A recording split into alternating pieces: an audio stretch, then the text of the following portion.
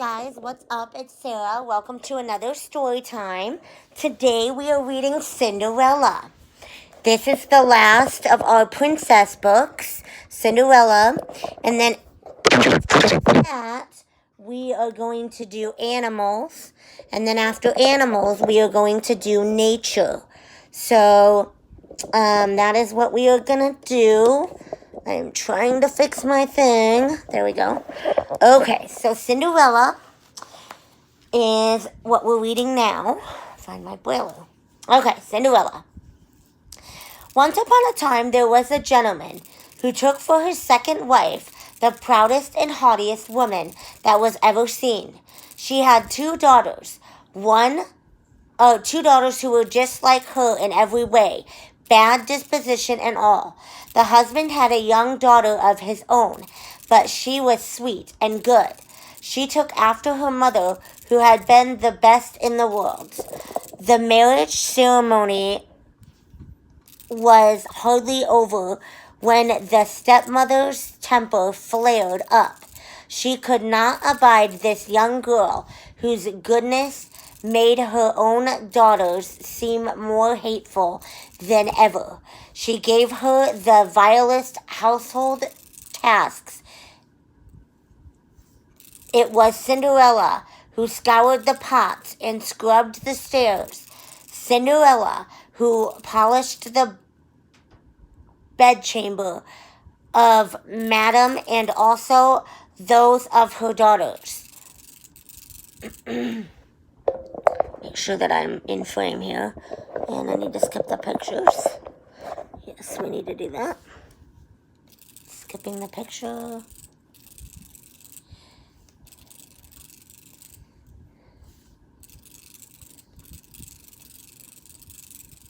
Hang on, there's another picture. Cinderella slept on a wretched straw pallet in a miserable garret, away up in the top of the house. Her sisters lay on beds of the latest fashion in fine chambers of inlaid floors and great mirrors in which they could admire themselves from the tops of their silly heads to the bottoms of their feet. The poor girl put up with everything. She dared not complain, even to her father. He would only have scolded her, because, alas, he was tied hand and foot to his wife's apron strings. When her work was done, Cinderella would creep out to the chimney corner and sit there in the ashes, earning for herself the nickname Cinderseat. But her younger stepsister, who was not quite so rude as the older, gave her the name of Cinderella, and Cinderella she was. In spite of her rags, however, Cinderella was 100 times more beautiful than her sisters, with all their fine clothes. Now it happened that the king's son was to give a ball. He invited everyone who was anyone, including our two young misses, for they cut quite a figure in the land. They were delighted with themselves, busy as you please, choosing their costumes and headdresses to go with them. More work for Cinderella, for it was she who starched their linen and puffed their ruffles. Chitter-chatter of nothing from morning to night, but what they would wear and how they would look. I, announced the elder, shall wear my cherry violet with the English trim. There's a picture of skipping. As for me, said the younger, I have nothing but my usual petticoat, but to make up for that, I shall wear my cloak with flowered gold and my diamond circlet, which is not to be sneezed at either. They sent for the best hairdresser to pile their curls into 2 horns. No one but the best beauty patches would do. They called in Cinderella to ask her advice, for she had a very good taste in these matters. Cinderella gave them the best advice in the world, and even offered to dress their hair, which of course was what they really wanted in the first place. While she was working over them, they would say to her, "Cinderella, now wouldn't you just like to go to the ball?" "Oh, you are making fun of me. A ball is not for such as I." "You are right, Cinderseat. At a ball, how people would laugh. And they laugh themselves at the very thought. Someone else would have made nests for their heads, but not Cinderella. She was good. She dressed them perfectly." The 2 sisters were in such a twitter of excitement that for 2 days they hardly took time to eat. They strained and snapped a dozen corset strings, pulling them too tight in order to shrink their waists. All day long they paraded in front of the looking glass. Whoa. There's a picture. At last the happy day arrived. They departed, and Cinderella followed them with her eyes as long as she could. When she could no longer make them out, she began to cry. It was all in her tears that her godmother found her. "Why, what is the matter, my child?" I wish Cinderella was so choked with tears that she could not get her words out. Now Cinderella's godmother was really a fairy. She said to her, "You wish you could go to the ball, is it not so?" "Oh, yes," sighed Cinderella. "Well, just be a good girl," said her godmother. "I'll see that you go."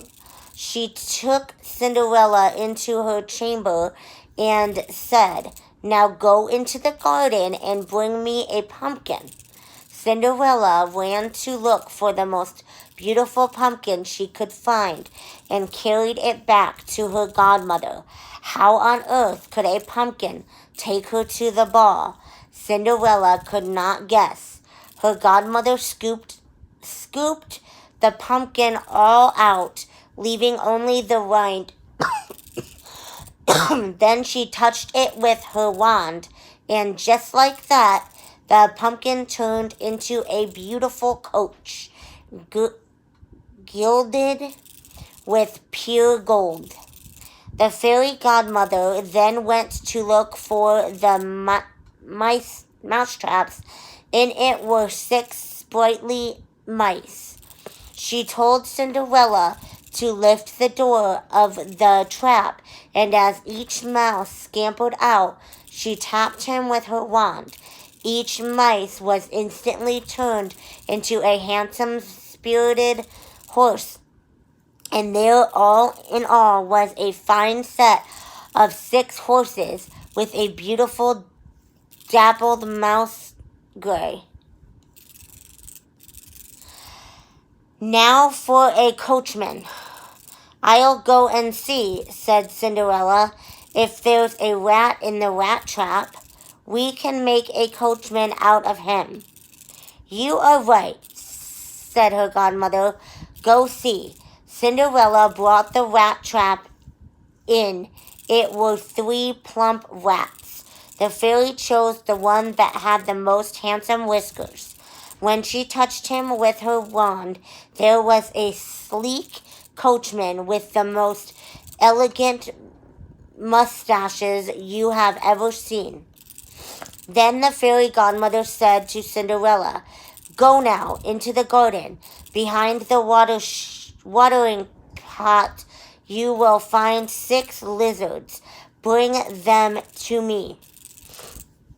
Cinderella had hardly fetched the lizards when her godmother turned them into 6 footmen, who hopped up behind the carriage in their fancy livery and lace, and held on. Oh, is it leathery lace, and held on as if they had never done anything else in their lives. Then the fairy said to Cinderella, "There now, that will take you to the ball. Are you not pleased?" "Oh, yes, but must I go in these rags?" Her fairy godmother had scarcely touched Cinderella with her wand when her rags changed into a gown of gold and silver and embroidered with rubies, pearls, and diamonds. Then she gave her a pair of little glass slippers, the prettiest in the whole world. Thus arrayed, Cinderella climbed into the coach, but her godmother charged her above all, "Do not stay a moment after midnight. If you do, your coach will turn back into a pumpkin, your horses into mice, your footmen into lizards, and your witches into rags." Oh, maybe that's where they get the witches from rags thing. Never mind, sorry. Cinderella promised her godmother that she would not fail to leave the ball before midnight. Away she went, beside herself with joy.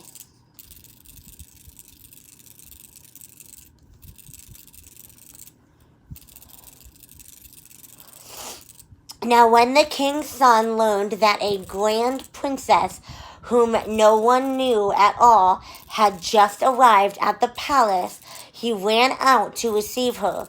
He offered her his hand as she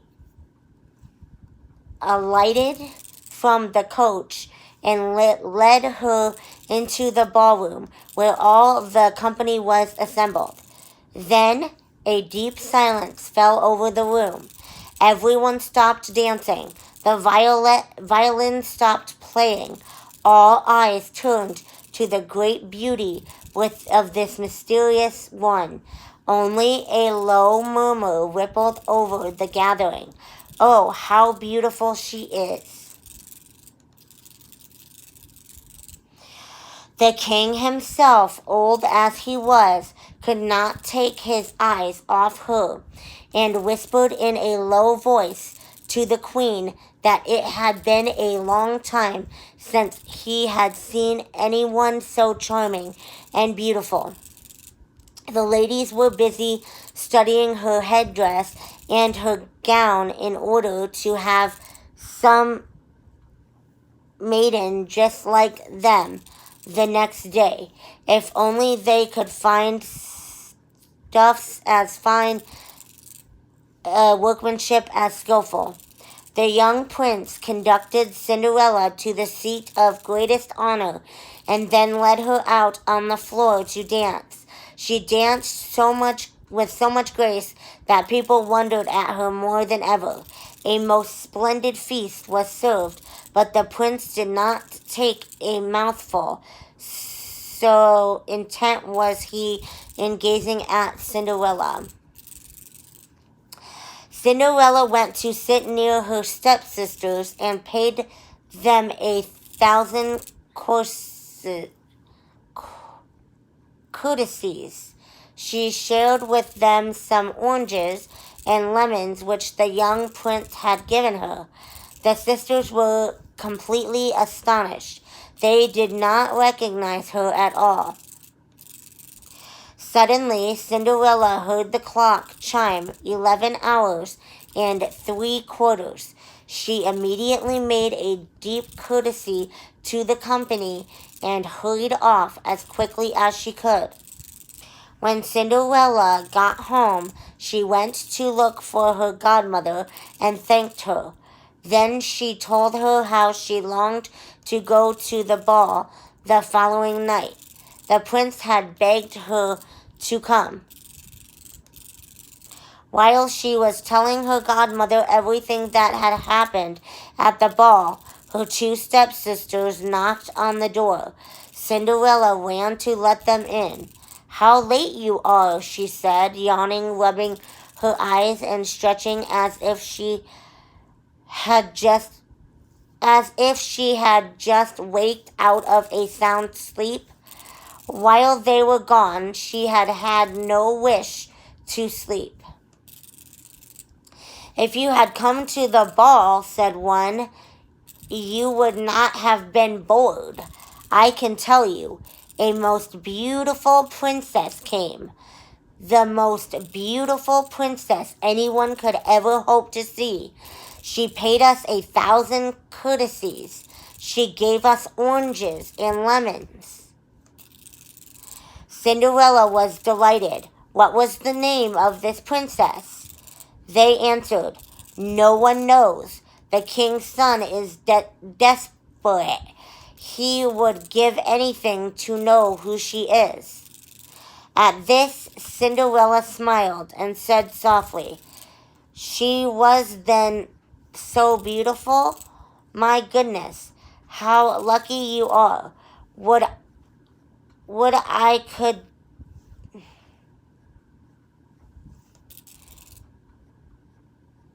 If I would, I could see her. Ah, Mademoiselle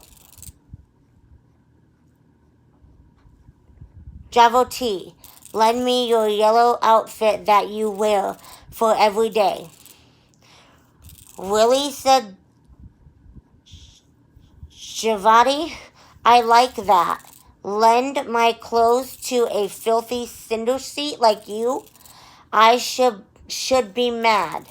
Cinderella expected this snub. She was secretly relieved for what would she would have done if her sister had been willing to lend her her dress. The next night, the two sisters were off again to the ball, and so was Cinderella, but this time even more splendidly dressed than before. The prince never left her side. All evening he paid her charming compliments. The young miss found this so far from boring that she forgot her godmother's warning. She was horrified to hear the first stroke of midnight before she thought it could be 11 o'clock. She rose and fled as lightly as a doe. The prince followed her, but he could not overtake her. In her haste, Cinderella dropped one of her glass slippers. The prince gathered it up with the greatest care.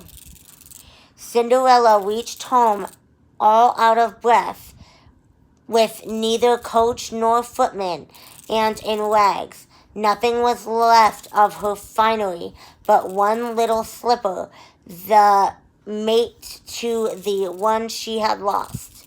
The guards at the palace gate were questioned. Had they seen a princess leave? No, they had seen no one but a young woman in rags, and she looked more like a peasant girl than a fine young lady. When the two sisters returned from the ball, Cinderella asked them if they had enjoyed themselves again, and if the beautiful lady had been there. They told her, oh yes, she was there, but at the stroke of midnight she fled from the palace. She dropped one of her little glass slippers, the prettiest in the world. The king's son found it, and he did nothing but gaze at it all during the rest of the ball. He certainly has fallen head over heels in love with the owner of the slipper. They spoke truly. For a few days after the ball, the king's son had his heralds sound throughout the land that he would marry her whose foot would fit the little slipper.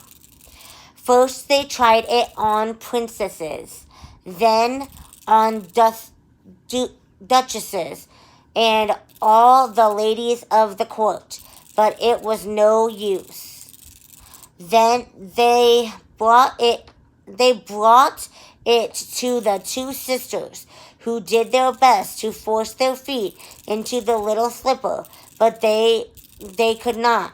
Cinderella was looking on and recognized her slipper, so she laughingly said, "Let me see if it would fit me." Her stepsisters burst into shrieks of laughter. Fit her? Oh, fit Cinderella? How they mocked her. But the gentleman who had been sent to try on the slipper looked intently at Cinderella. Finding her beautiful, he said it was no more than right. He had been ordered to try it on all the young ladies. He had Cinderella fit the shoe down, and sliding the slipper on her little foot, he saw that it fitted her perfectly, just as if it had been made of wax. The astonishment of her sisters was great, but greater still when Cinderella drew from her pocket the little slipper which she slipped on her other foot. Then suddenly her godmother appeared, touching Cinderella's rags with her wand. She changed them into a costume still more magnificent than any she had worn before. Now her stepsisters recognized her. Cinderella was the beautiful personage they had seen at the ball. They threw themselves at her feet and begged forgiveness for all their bad treatment of her. Cinderella asked them to rise, embraced them, and told them she forgave them with all her heart. She begged them to love her always.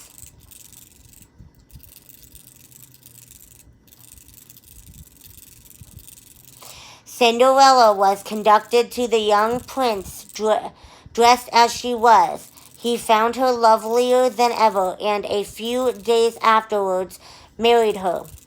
Cinderella, who was as good as she was beautiful, gave her sisters a home at the palace, and on the same day married them to two great lords of the court. That's interesting. Huh. That is Cinderella. Hope you guys enjoyed, and I will see you next time.